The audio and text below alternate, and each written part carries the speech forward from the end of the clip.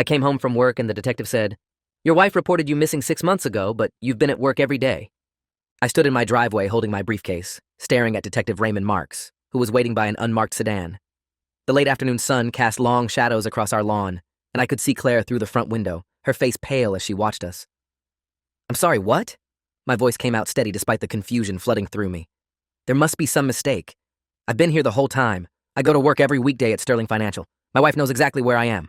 Detective Marks pulled out a notepad, his expression neutral but watchful. "Mr. Daniel Hutchinson, correct? When was the last time you spoke with your employer about your employment status?" I shifted my briefcase to my other hand. "This morning, I had a meeting with my supervisor about the quarterly reports. Detective, I don't understand what this is about. Why would my wife report me missing when I'm standing right here?" He gestured toward the house. "Maybe we should go inside and discuss this with Mrs. Hutchinson present." Claire met us at the door, her hands trembling. She looked at me with an expression I couldn't read, something between fear and guilt. "Daniel, I can explain." Her voice was barely above a whisper. "The detective called this morning. I didn't know what to say." I stepped into our living room, the familiar space suddenly feeling foreign. "Explain what, Claire? Why would you tell anyone I was missing?" Detective Marks closed the door behind us and remained standing. "Mrs. Hutchinson, when did you last see your husband before today?" Claire's eyes filled with tears. "I see him every day. He comes home from work, we have dinner, we go to bed. This is insane." She looked at me desperately. "Tell him, Daniel. Tell him you've been here." I nodded emphatically. "I have been here. Every single day. I don't know what kind of investigation this is, but someone has their facts wrong." Detective Marks opened his notepad.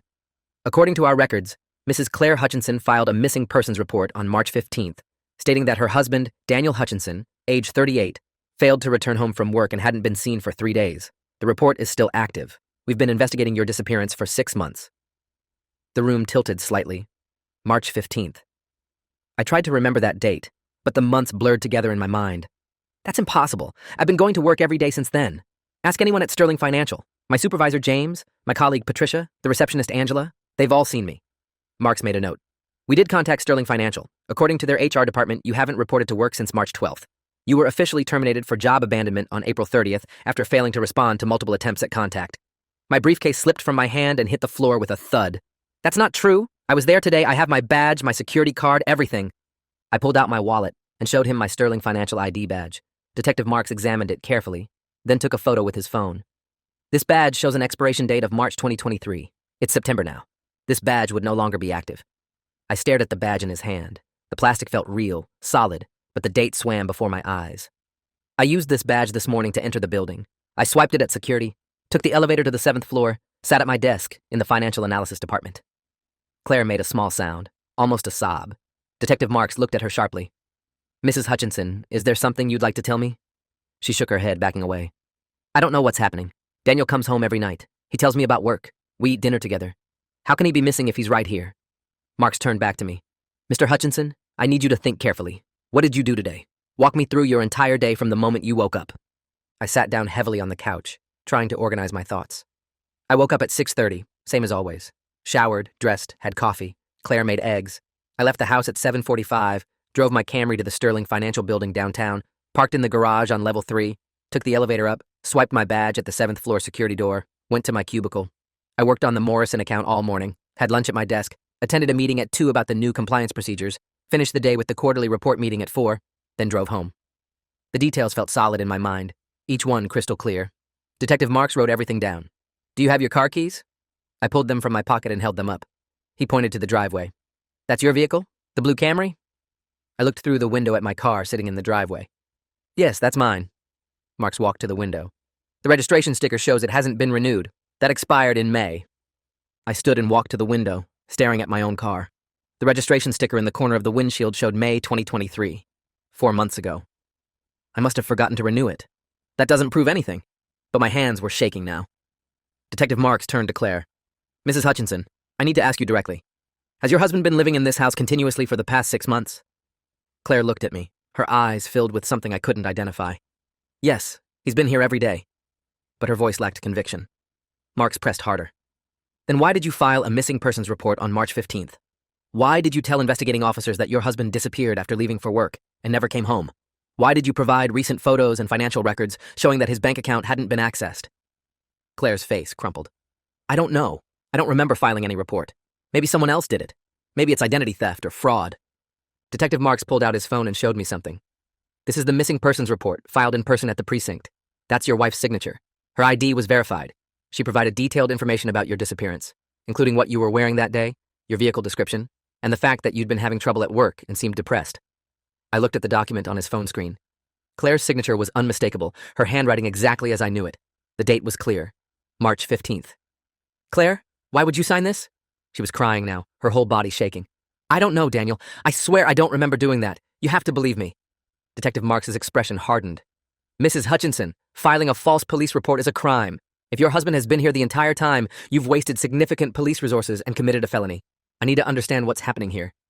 I felt anger rising through the confusion. Someone needs to call Sterling Financial right now and verify that I work there. Call my supervisor, James Riley. He'll confirm everything.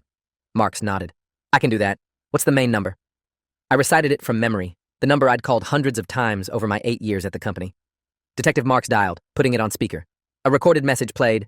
The number you have reached is no longer in service. Please check the number and try again. My mouth went dry. That's wrong. Try the direct line to the 7th floor. I gave him another number. Same message. Marks looked at me steadily. Mr. Hutchinson, I think we need to take a drive downtown. I want to verify some things in person. Would you be willing to come with me to the Sterling Financial building and show me where you work? I stood immediately. Yes, right now, I'll prove it to you. Claire grabbed my arm. Daniel, wait. Maybe we should talk first. Maybe you should rest. I pulled away from her. Rest? Claire, this detective thinks I've been missing for 6 months. I need to prove I've been working. I need to show him my office. Detective Marks gestured toward the door. Mrs. Hutchinson, you should come too. I have questions for both of you. The drive downtown took 20 minutes. I sat in the back of Marks's sedan, watching the familiar streets pass by. Everything looked normal, exactly as it should. Claire sat beside me, silent and rigid. When we pulled up in front of the Sterling Financial building, my heart was pounding. The glass tower rose 40 stories, modern and imposing. I'd entered this building thousands of times. There, I said, pointing. That's where I work. 7th floor. We got out of the car and approached the entrance. The security guard at the front desk was someone I didn't recognize, a young man in his 20s. Good evening, Detective Marks said, showing his badge. I need to verify some information about an employee. The guard nodded. Of course, officer. How can I help? Detective Marks gestured to me. This is Daniel Hutchinson. Can you confirm whether he works here? The guard looked at me blankly, then turned to his computer. He typed for a moment, frowning. I don't see a Daniel Hutchinson in the current employee directory. When did you say you work here? My voice came out too loud. I've worked here for 8 years. Financial Analysis Department, 7th floor. My supervisor is James Riley. The guard typed again. I'm not seeing a James Riley either, sir. Are you sure you have the right company? Sterling Financial employs about 200 people across various departments, but neither of those names appears in our system. The floor seemed to shift beneath me. Detective Marks pulled out his phone. Can you tell me what departments are located on the 7th floor? The guard checked his screen. 7th floor is legal and compliance. Has been for the past 3 years. I was shaking my head. No. 7th floor is financial analysis. I work there every day. My cubicle is right by the window facing east. The coffee machine is broken and we have to go down to 6 to get coffee. The guard's expression was sympathetic, but firm. Sir, I've worked this desk for 8 months. I've never seen you before, and I can assure you, 7th floor is definitely legal and compliance. Detective Marks thanked the guard and guided me back outside. Claire followed silently. On the sidewalk, Marks turned to me. Mr. Hutchinson, I think we need to consider the possibility that something else is going on here. Have you been experiencing any memory problems, confusion, gaps in time? I wanted to argue, to insist he was wrong, but the certainty was crumbling. I remember everything clearly. I remember going to work this morning. Mark spoke gently. What you remember and what actually happened might not be the same thing. I think we need to get you medical attention. Claire spoke for the first time since we'd left the house. Daniel's been on medication, for anxiety. His doctor prescribed it about 6 months ago. Detective Marks's attention sharpened. What kind of medication? Claire fumbled in her purse and pulled out a pill bottle. Clonazepam, 2 milligrams twice daily. She handed it to Marks. He examined the label. This is a high dose. Who prescribed this? Claire's voice was barely audible. Dr. Kenneth Voss. He's Daniel's psychiatrist. I tried to remember seeing a psychiatrist, but the memory was fuzzy, disconnected. I don't think I have a psychiatrist. Claire touched my arm. You do, honey. You've been seeing him since March, after you started having the panic attacks at work. Don't you remember? I didn't remember. Or did I? There were fragments of something, sitting in an office talking to someone, but the details wouldn't come into focus. Detective Marks made several phone calls while we stood on the sidewalk. I heard him talking to someone about medical records, psychiatric evaluations, medication side effects. When he finished, he looked at us both seriously. I'm going to need you both to come to the station. This situation requires formal documentation and possibly medical evaluation. Mr. Hutchinson, I'm not arresting you, but I need to understand what's happening here. Mrs. Hutchinson, your missing persons report is still active, and I need a complete statement from you about why you filed it and what's been happening since. The drive to the police station passed in a blur. I kept trying to hold on to the memories of work, of my daily routine, but they were slipping away, becoming less solid. At the station, Detective Marks separated us, putting me in one interview room and Claire in another. He sat across from me with a recorder running and a thick file folder. Daniel, I'm going to ask you some questions. I need you to answer as honestly as you can. Can you do that for me? I nodded, my mouth dry. I'll try. Marks opened the folder. When did you first notice something was wrong? Was there a moment when things didn't add up? I thought hard. Today. When you told me Claire reported me missing. That was the first time anything seemed wrong. He made a note. Think back further. In the past 6 months, have you noticed anything unusual? Gaps in your memory? Days that seemed to disappear? I wanted to say no, but I couldn't. There were blank spaces, times when I couldn't account for hours or even whole days. Maybe. Sometimes I wake up and it feels later than it should be, like time passed without me noticing. Marks leaned forward. Daniel, I spoke with Dr. Voss's office. You've been a patient there since early March. According to their records, you've been attending 3 sessions per week for the past 6 months. Does that sound accurate? 3 sessions per week. That would be over 70 appointments. I should remember that many visits to a psychiatrist, but I didn't. I don't remember going that often. Detective Marks pulled out papers from the folder. These are sign-in sheets from Dr. Voss's office. Your signature appears on them 3 times per week, consistently, since March 18th. Do you recognize your own signature? He showed me page after page. My signature over and over with dates and times. March 18th, 10 a.m. March 20th, 2 p.m. March 22nd, 10 a.m. The pattern continued for months, right up to yesterday, September 12th, 10 a.m. I was at work yesterday morning. But even as I said it, I wasn't sure. Marks showed me another document. This is a statement from your wife, given when she filed the missing persons report. She states that you'd been acting strangely for several weeks before your disappearance, forgetting conversations, seeming disoriented, having trouble sleeping. She says you'd lost 15 pounds and were increasingly paranoid about losing your job. I tried to remember being paranoid about work, but couldn't grasp it. I don't remember feeling that way. Detective Marks closed the folder. Daniel, I'm going to be direct with you. The evidence suggests you've been experiencing a significant mental health crisis for at least 6 months. You haven't been going to work. Sterling Financial has no record of employing you since March. Your car registration lapsed months ago. You've been seeing a psychiatrist 3 times per week and taking heavy anti-anxiety medication. Your wife filed a missing persons report because from her perspective, the husband she knew disappeared and was replaced by someone who wasn't fully present. The words hit me one after another. But I remember work. I remember my cubicle, my projects, the people I worked with. Marks's expression was sympathetic. Memory can be unreliable, especially when affected by medication and mental illness. I think what you remember as work might be something else entirely. I felt tears burning in my eyes. Then where have I been going every day? I leave the house in the morning. I come home at night. Where am I during those hours if not at work? Detective Marks stood. That's what we need to figure out. I'm going to have an officer take you to County Medical Center for a psychiatric evaluation. This is for your safety and to help us understand what's happening. Mrs. Hutchinson has agreed to provide any medical records and medication information she has. We're going to get to the bottom of this. 2 officers escorted me to a patrol car. Through the window of the station, I could see Claire talking to Detective Marks. She was crying, her hands moving as she explained something. They drove me to the medical center, a large facility on the edge of town. A psychiatrist named Dr. Ellen Cho met us in the emergency psychiatric unit. She was calm and professional, asking me questions while making notes. Daniel, can you tell me what you think is happening? I tried to explain. I've been going to work every day, but everyone says I haven't. They say I've been missing, but I've been right here. I don't understand how both things can be true. Dr. Cho nodded. Sometimes our brains create narratives to fill in gaps when we're not fully conscious or present. It's a protective mechanism. Tell me about the medication you're taking. I told her about the clonazepam, though I couldn't remember starting it. She reviewed the medical files Claire had provided. This is a very high dose for anxiety. Combined with the frequency of your psychiatric appointments, this suggests your prescribing doctor was treating something more serious than standard anxiety. Do you remember what diagnosis Dr. Voss gave you? I shook my head. Dr. Cho made more notes. I'm going to keep you here overnight for observation and some tests. We need to assess your current mental state and review your medication regimen. They gave me a room in the psychiatric ward. It was small and sterile, with a narrow bed and a window that showed only sky. I lay down and tried to trace back through my memories, looking for the point where things went wrong. March 15th. That was the date Claire filed the report. What happened then? I closed my eyes and tried to remember. Slowly, fragments started to surface. There had been a problem at work, a major error in one of my reports. My supervisor, James, calling me into his office. His face was angry, disappointed. "You're making careless mistakes, Daniel. This isn't acceptable." I'd felt panic rising, the walls closing in. I'd left work early that day, driven home, found Claire waiting. But what happened next? The memory slipped away like water through my fingers.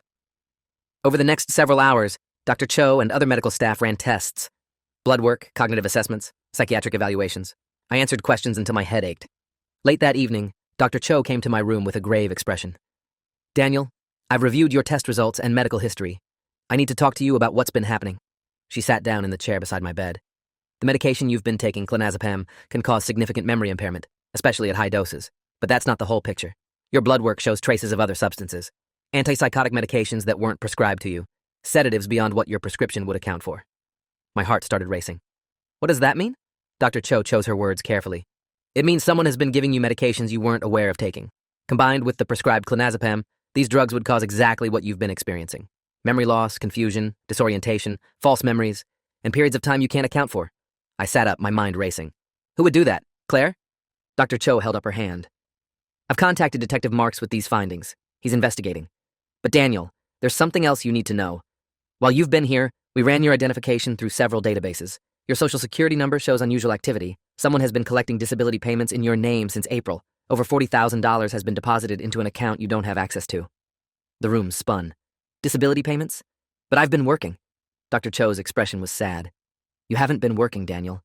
But someone has been collecting benefits by claiming you're unable to work due to severe mental illness. The psychiatric appointments, the medications, the missing persons report, it's all been building a paper trail to support a disability claim. You've been drugged and manipulated to appear mentally incompetent." The implications crashed over me. Claire. This was Claire's doing. She'd been drugging me, taking me to a fake psychiatrist or bribing a real one, creating a false medical history. But why? Why would she do this? Dr. Cho stood. "That's a question for Detective Marks. But based on the financial investigation he's conducting, it appears your wife has been systematically stealing from you while creating the legal and medical framework to have you declared incompetent. If she'd succeeded, she would have had complete control over your assets and your life." I felt sick. All those mornings waking up groggy, the coffee Claire made me, the pills she handed me with breakfast, saying they were my anxiety medication, the gaps in my memory, the confusion, the sense that time was slipping away. She'd been poisoning me methodically, destroying my mind and stealing my identity piece by piece. Detective Marks arrived an hour later with 2 other officers. He sat across from me with a recorder running. "Daniel, I need you to tell me everything you can remember about your daily routine with your wife. Specifically, anything related to food, drinks, or medications." I walked him through it. The coffee every morning, the pills twice a day, the way Claire always prepared my meals, how she'd become angry if I didn't take the medication or if I tried to cook for myself. Marks made detailed notes. "We've been investigating your wife's financial activity. Over the past 6 months, she's deposited over $40,000 in disability payments into a separate account. She's also taken out credit cards in your name, maxed them out, and made minimum payments using the disability money. She's drained your joint savings account. The total fraud is approaching $100,000. I thought about our savings, money I'd worked years to accumulate. How was that possible? I would have noticed money disappearing." Detective Marks pulled out bank statements. She had the statements redirected to a P.O. box. You never saw them? The online banking passwords were changed. You were so confused from the drugs that you weren't thinking clearly enough to check. And anytime you did question something, she could dismiss it as paranoia or confusion, symptoms of your supposed mental illness. The manipulation was so complete, so thorough. "What happens now?" Marks leaned forward. "We're arresting your wife tonight on charges of fraud, identity theft, drugging, and filing a false police report. Dr. Voss is also being investigated. If he knowingly participated in this scheme, he'll face charges too." Relief and devastation washed over me in equal measure. "I still don't understand why. We've been married for 12 years. I thought we were happy." Detective Marks hesitated before answering. "We found evidence of an affair. Your wife has been involved with someone else for over a year. Our theory is that she wanted to leave you, but didn't want to split assets in a divorce. By having you declared mentally incompetent, she could control everything. The missing persons report was insurance. If anything went wrong, if you died from the drugs or had a complete breakdown, she could claim you disappeared and she'd been desperately searching. It gave her cover for the fraud." I thought about Claire filing that report, telling police I was missing while I sat at home in a drug-induced fog, my mind slowly dissolving. "She was trying to erase me." Marks nodded grimly. "In a way, yes. She was replacing the real you with a version she could control and exploit. Over the next 3 days, the full scope of the scheme emerged. Dr. Kenneth Voss admitted under interrogation that Claire had approached him with a proposal. She'd pay him $500 per session to see me, document severe mental illness, and prescribe heavy medications. Voss had created elaborate psychiatric notes describing psychotic episodes, paranoid delusions, and severe cognitive decline. None of it was true. The appointments I supposedly attended 3 times per week never happened. The sign-in sheets were forgeries. Voss had simply been creating a paper trail to support disability claims and potential incompetency proceedings. Claire had been crushing extra medications into my food and coffee, keeping me in a constant state of confusion and memory loss. On days when I thought I was going to work, I was actually sitting at home or wandering aimlessly while heavily drugged. Claire would find me and guide me back home, then convince me that I'd just returned from the office. My brain, desperate to make sense of gaps in my memory, had created false narratives about work, colleagues, and daily activities. The affair was with a man named Troy Simmons, someone Claire had met at her gym. They'd been planning to run away together once Claire had secured enough money from the fraud. Simmons was arrested as an accomplice when investigators found text messages between them discussing the scheme. Claire's arrest happened at our house. Detective Marks let me watch from the patrol car as officers went to the door. Claire answered, looking tired and defeated. When they told her she was under arrest, she didn't resist. She looked toward the car where I sat, and our eyes met. I saw no remorse there, just cold calculation and anger that she'd been caught. At the station, I gave a formal statement. Hours of testimony about the drugging, the manipulation, the lost months of my life. Claire refused to speak without her attorney present. When her lawyer arrived, she tried to claim I'd known about the disability claims, that we'd planned it together. But the medical evidence was irrefutable. The drugs in my system that I hadn't been prescribed, the forged psychiatric records, the financial trail showing I'd had no access to the stolen money. The district attorney assigned to the case was a sharp woman named Linda Frost. She met with me to explain the charges being filed. Mrs. Hutchinson is facing multiple felonies: fraud, identity theft, drugging with intent to harm, conspiracy, filing false police reports. Combined, she's looking at 15 to 20 years in prison. Dr. Voss is facing medical board revocations and criminal charges for his participation. Troy Simmons is charged as an accomplice to fraud. I sat in her office trying to process it all. How long will it take? Linda leaned back in her chair. The trial will probably be in 6 months, but the evidence is overwhelming. My guess is they'll take a plea deal to avoid maximum sentences. You'll get to make a victim impact statement either way. I nodded numbly. I want to testify. I want people to know what she did. Linda's expression was sympathetic. You'll have that opportunity. In the meantime, focus on your recovery. The drugs are out of your system now, but the psychological impact will take time to heal. Recovery was harder than I'd anticipated. For weeks, I struggled to separate real memories from false ones. Dr. Cho worked with me, helping me understand that my brain had been trying to create coherent narratives from disconnected fragments of drugged consciousness. The work I remembered so vividly had been a construction, my mind's attempt to explain where the hours went. Slowly, I pieced together what had actually been happening during those lost months. I'd spent most of my time at home, too confused to leave. Claire would take me for drives, telling me we were running errands, but really just keeping me away from anyone who might notice my condition. The few times I'd encountered neighbors, I must have seemed strange, and Claire had probably explained it away as stress or illness. My real employer, Sterling Financial, confirmed I'd been terminated in March for not showing up. They'd sent certified letters, made phone calls, all of which Claire had intercepted. My former supervisor, James, was shocked when investigators contacted him. He'd assumed I'd quit without notice, possibly had a breakdown. The financial recovery took months. Insurance companies initially resisted returning the fraudulent disability payments, claiming I should have known what was happening. But Linda Frost fought them aggressively, using the medical evidence of drugging. Eventually, most of the money was recovered. The credit card debt Claire had accumulated in my name was forgiven once fraud was established. My credit score, which had been destroyed, slowly began to repair. The house had to be sold. I couldn't live there anymore, couldn't walk through rooms where I'd been systematically poisoned and gaslit. I moved into a small apartment and started over with the basics. Rebuilding a life from nothing was terrifying and liberating in equal measure. I got a new job at a different financial firm, one that understood my situation and was willing to give me a chance.